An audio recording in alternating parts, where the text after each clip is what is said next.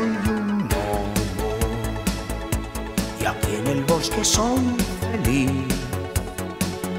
Bajo un árbol vivo yo, junto a su raíz. Soy un gnomo y simplemente con mirar todo lo que piensas tú podré adivinar.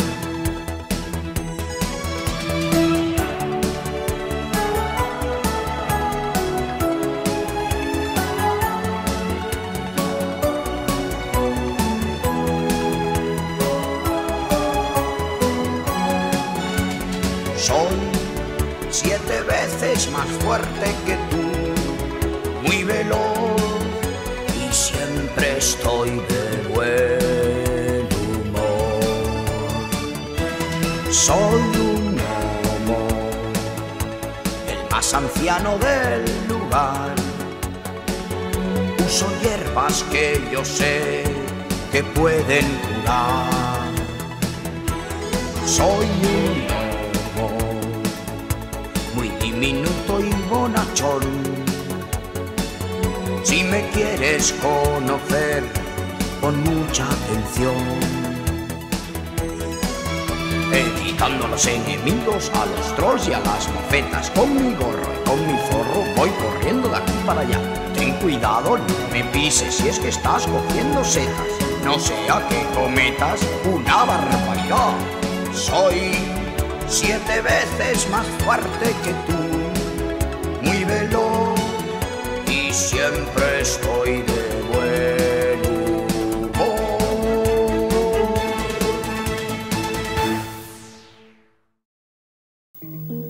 Episode 25. Den gamle doktor. Det var utroligt. Der fik jeg virkelig en vidunderlig morgenmad. Det har jeg hørt dig sige de sidste 300 år. At sige noget pænt koster ingenting, og hvis man ovenikøbet ikke behøver at lyve, er det hele meget nemmere. Mit elskede gamle ur, hvor vækker det mange minder i mig. Jeg havde tænkt at give ham det næste gang, jeg ser ham. Er du ikke enig med mig i det? Jo, jeg er.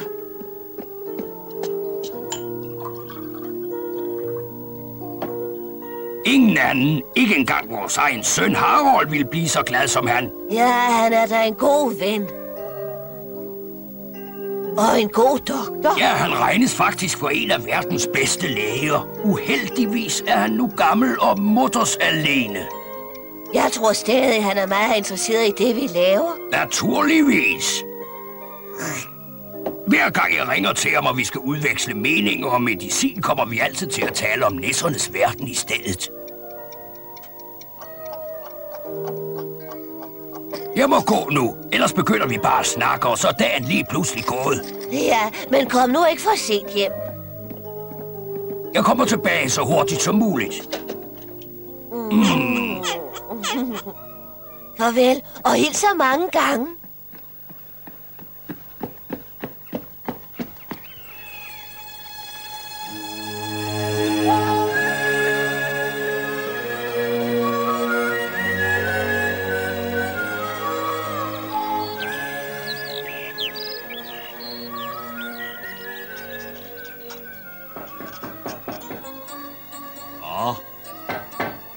Hallo? Jamen, er det ikke min gode gamle ven David? Hvordan har du det, min kære ven? Det er vel nok lang tid siden, jeg har set dig. Jeg skulle hilse fra Lisa. Du må endelig hilse hende. Hvordan har du det? Ligesom dig. Jeg bliver yngre hver dag. Nej, kære David, jeg er meget gammel nu. Og det værste er, at jeg ikke kan huske mere. Vent nu lige lidt.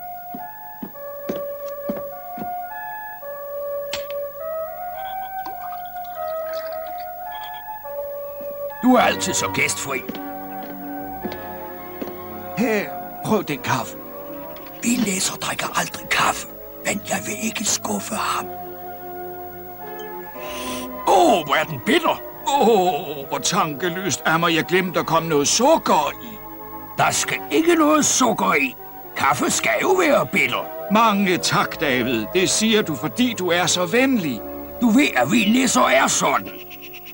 Hvad skriver du nu? En medicinsk formel? Nej, jeg skriver en historie om jeres verden. Du ved, hvor meget den interesserer mig. Du skal ikke skrive mere om os. Det ender med, at folk griner af dig. Jeg er da ligeglad. Det er det eneste, der interesserer mig. Hvorfor fortæller du mig ikke en historie til om jer nisser? Andet bind indeholder flere historier, som du har fortalt mig. Og jeg mangler kun et kapitel til for at være færdig med den tredje bog. Vil du hellere have, at jeg fortæller en historie, end at vi taler om medicin? Ja, det vil jeg. Okay, så fortæller jeg dig en gammel historie. Fortæl, hvad du vil. Det her skete for lang tid siden. Det er i hvert fald 80 år siden. David, se nu at komme til sagen. Ja, ikke så utålmodig. Vil du have noget af det Nej her? tak, drik du det bare. Min hoste er gået væk. Nå, lad os komme til sagen. Jeg kan huske, at jeg engang havde en ræveven ligesom Swift. Han hed Nimble. En dag jeg var på vej hjem efter at have besøgt en patient.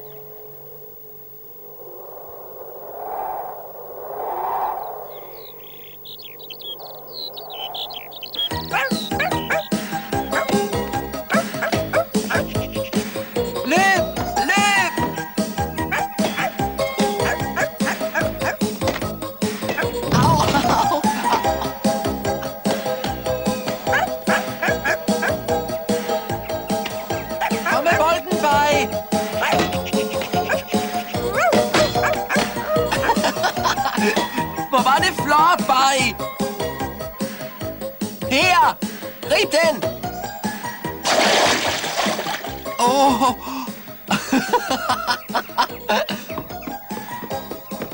Undskyld, Barry. Jeg er ked af, at jeg gjorde dig våd. Barry, nu gør du mig våd.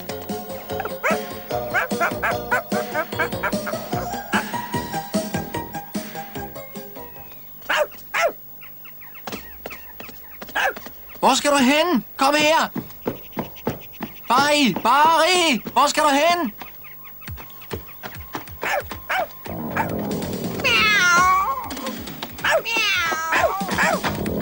Barry!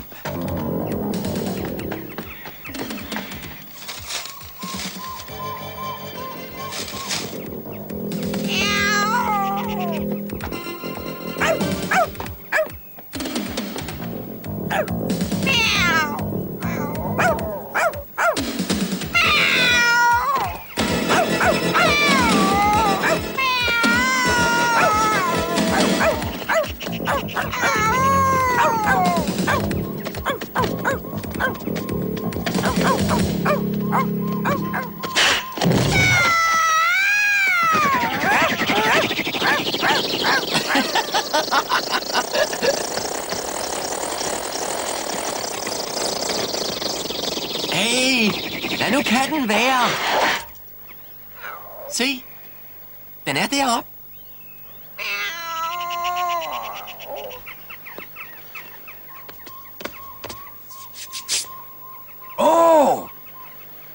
Forsvind med dig! Væk herfra, din forheksede tingest! Fætterhund, jeg ved ikke, hvordan jeg skal takke dig for alt, hvad du har gjort for mig. Også dig, min ven. I to har reddet mit liv. Var det ikke for jer, ville jeg have været inde i den kats mave nu. Men du må være Wimpy, ikke? Jo. Jeg hedder David. Har du aldrig set en nisse før? Nej, aldrig. Og jeg troede ikke, at I talte det samme sprog som os. Nej, vi taler også vores eget sprog. Og det er kun dyrene og os selv, der forstår det. Er det rigtigt? Det er meget forskelligt fra jeres. Selv skriften. Vent. Jeg skriver noget til dig på jorden, så kan du bedre forstå det. Forskellen er, at vi ikke bruger bogstaver, men runeskrift. Hvad for noget? Rune? Hvad? Runer. Se, Wimpy. Det er meget nemt.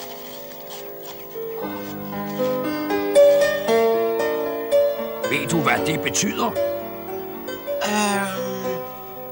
Det betyder, at hvis du vil komme og besøge nissernes verden, skal du lukke dine øjne og lade din fantasi få frit spil.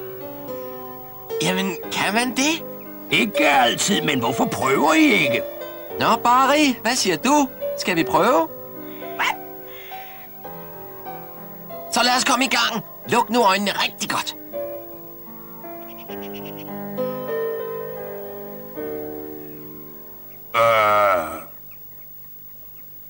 Tager det lang tid endnu? Vær nu helt stille. Klar, parat, start.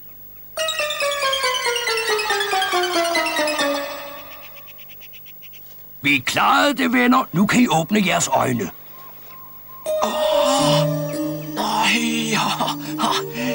Se. Vi er jo ikke højere end blomsterne. Og vi har næsten samme størrelse som musene. Undskyld, du mener nisserne. Ja, lige præcis samme størrelse som nisserne. Ikke råbe sådan, Wimpy, ellers kommer katten tilbage. Min ven Reven Nimble er blevet i skoven, fordi han siger, at mennesket altid jager ham, og han ikke er særlig modig.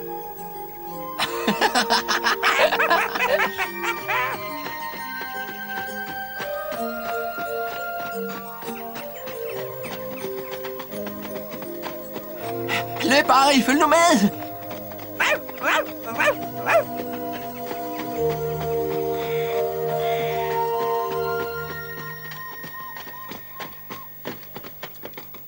Wimpy, det her er Nimble.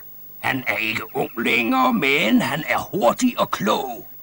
Han blev far til 3 små unger forleden dag. Tillykke, Nimble. Hey, kan vi ikke gå over og se dem? Det er ikke noget, jeg kan afgøre. Det er Nimbles afdeling. Kan vi gå over til hulen og se dem? Nimble siger, at det er i orden, så vi går over til hulen og ser hans unger, før vi går hjem til mig. Det bliver sjovt, David. Skal vi så ikke komme afsted, Nimble?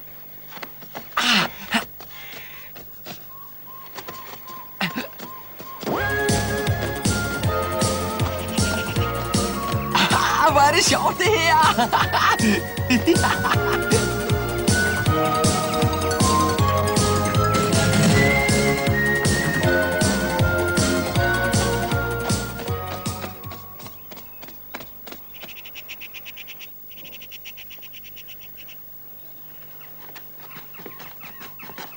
Rolig nu, ikke være bange.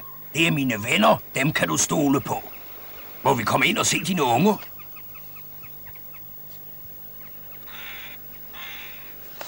Kom, så følger vi efter hende.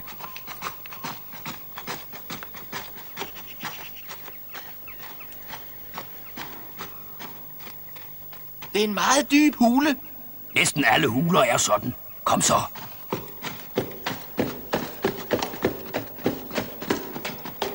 Og her er så mor og børn. Fantastisk.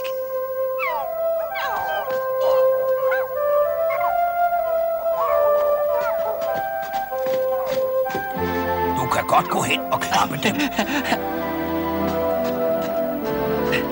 Hej. Hej. Ved du, at du er meget sød? Og ved du hvad? Du er også meget nem at holde af.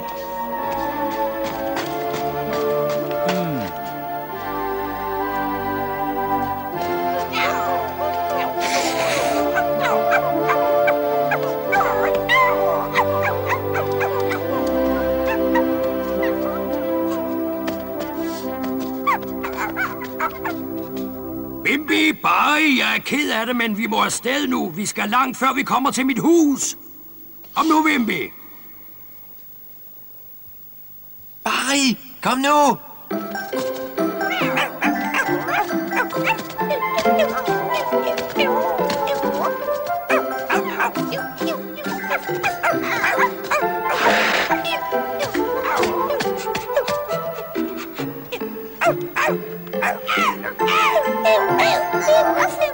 Kom så, Barry. Så går vi. David venter på os. Pas nu godt på dine unger, Nelia, og hold ungerne fra jægerne. Lær dem at løbe hurtigt væk, når de ser dem. Farvel, venner. Farvel, venner. Vi ses igen. Vi ses igen.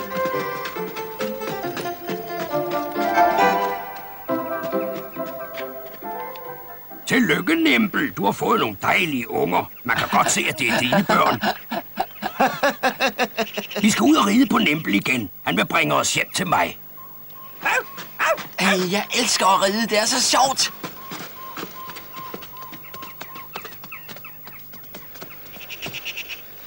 Kom så, Nimble.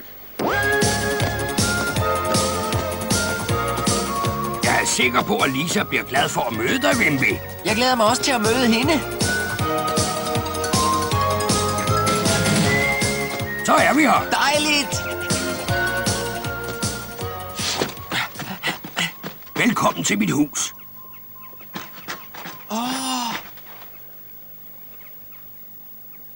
Det er første gang, du ser en hjort så tæt på, er det ikke? Jo, så heldig har jeg ikke været før.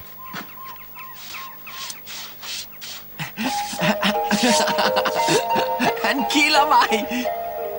Se, her er indgangen til mit hus. Den er ikke så flot som din, men den er god nok. Kom, så går vi ind.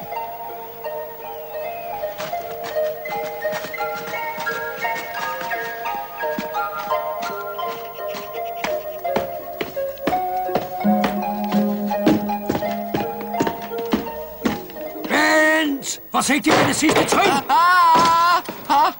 For sent! Wimpy, jeg glemte at sige det til dig. Slog du dig? Er der noget i vejen? Ja, jeg har slugt 1 kilo sand. Vent, giv mig din hånd, så jeg kan trække dig op derfra.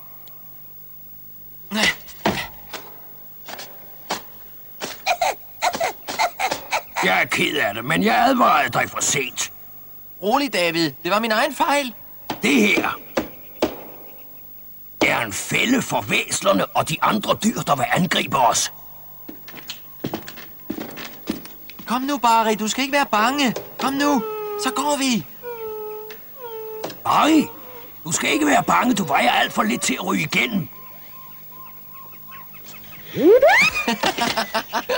Godt, så går vi. Vi er allerede i tunnelen, der fører til mit hus.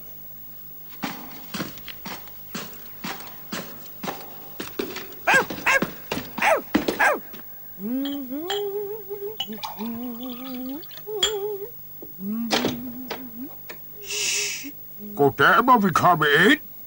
David, hvorfor siger du sådan? Hvem er det, du har med? Kom dog indenfor. I skal da ikke stå udenfor. Kom indenfor, venner. Tak. Lisa, det er mine venner, der har reddet mit liv. Hunden hedder Barry, og denne charmerende unge mand hedder Wimpy. Lad som om du er hjemme, Wimpy. Ved du, at du har en meget dejlig hund? Han har sådan et sødt ansigt.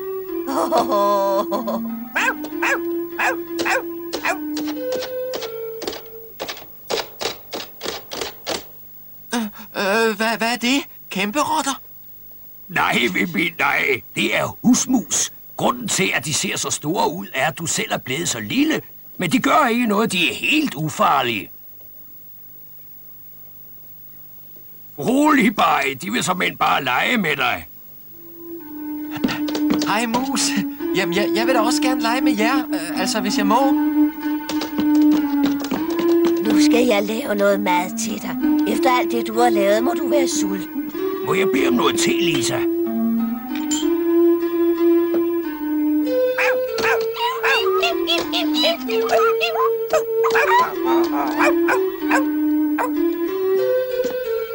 Jeg håber, du kan lide det, jeg har lavet til dig. Wimpy, Barry, så er der kage. I kan lege videre senere.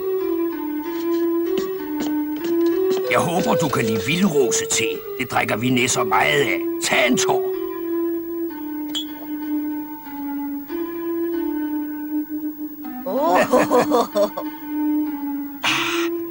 Vidunderligt. Hør, David. Hvad er det for en kage? Det må du spørge Lisa om. Det er hende, der har bagt den. Det er en hindbærkage, Wimpy. Prøv bare at smage den. Du vil kunne lide den. Ja, Wimpy, jeg kan se, at du kan lide den. Tag bare et stykke til. Barry, vi har helt glemt dig. Her, det er til dig.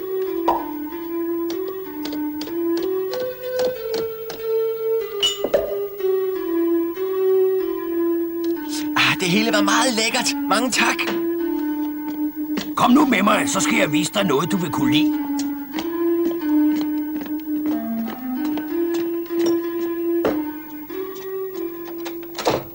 Her Hvad er det? Det er vores hustingskasse. Åbn den, Wimpy, og du vil høre, hvordan musikken lyder.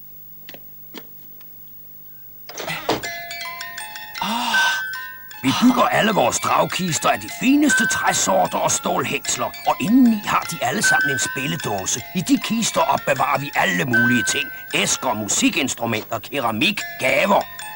Og det ur? Flot, ikke? Min far forærede det til mig, og hans far havde engang givet ham det, fordi han havde reddet en pige fra Uppsala. Nej, hvor er det flot! Virker det, eller er det gået i stykker? Det virker stadig, selvom det er meget gammelt, lavet i 1675. Det første af slagsen. Sådan et vil jeg gerne have. Sådan et ur er meget svært at få fat i, Wimpy. Når du er blevet voksen, kan jeg måske give dig et, men lige nu kan jeg kun låne dig det. Jeg kan sagtens vente. Hvor er det smukt. Smukt. Jeg er sikker på, at du nok skal få sådan et en dag, Wimpy. Nej.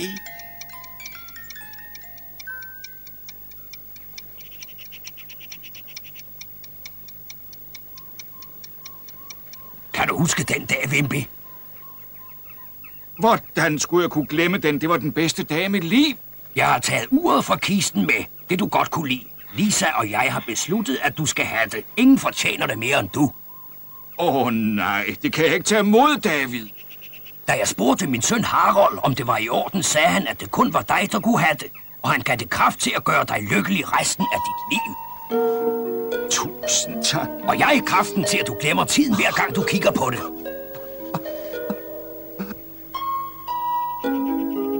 Tak, David. Jeg vil behandle det som den største skat i mit liv.